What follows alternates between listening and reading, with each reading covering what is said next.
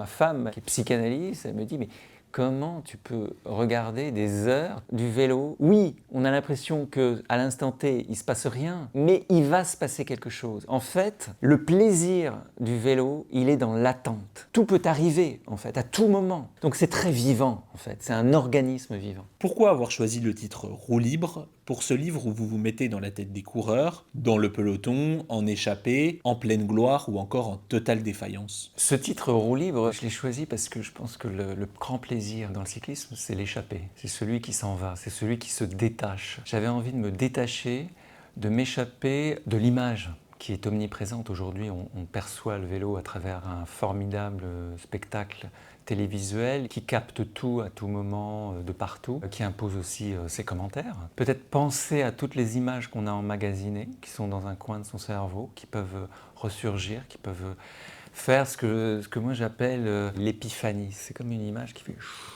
qui est une sorte de révélation et qui est porteuse à la fois d'un sens, porteuse d'un récit, d'une scène, mais qu'on n'avait pas forcément remarqué sur le moment. La liberté parce que, aussi, pour moi, le vélo incarne cela. C'est-à-dire c'est le seul sport, à part le trail, qui se pratique finalement pas dans une enceinte fermée. C'est un sport complètement à ciel ouvert et sur des routes ouvertes. Donc c'est l'infini. Comment expliquez-vous que le cyclisme intéresse à ce point des intellectuels, qu'ils soient écrivains ou historiens, qui puisent de l'inspiration? Le vélo renvoie justement par cet espace infini à des territoires, à des routes, à des lieux, donc à des lieux marqués par une histoire, à des paysages. Les intellectuels, ils y trouvent une matière extrêmement ample, extrêmement large. Le champion cycliste renvoie à quelque chose de l'ordre de l'héroïque, parce qu'il y a la dureté, il y a l'inhumain et l'humain en fait à la fois dans le vélo. Cette dureté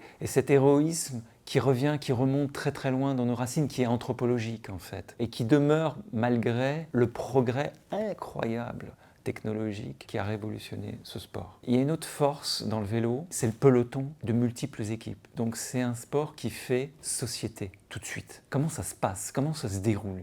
Qu'est-ce qui se trame? Qu'est-ce qui se traque? Quels sont les petits accords? Quelles sont les négociations?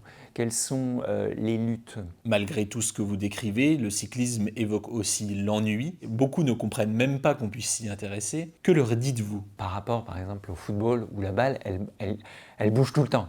Donc il y a toujours un tacle, il y a toujours une défense, il y a toujours une transversale. Le football est vraiment le sport d'aujourd'hui, d'un monde qui veut tout le temps être en mouvement, qui veut tout le temps être diverti. Il faut que ça bouge. On peut dire à l'inverse que dans le vélo,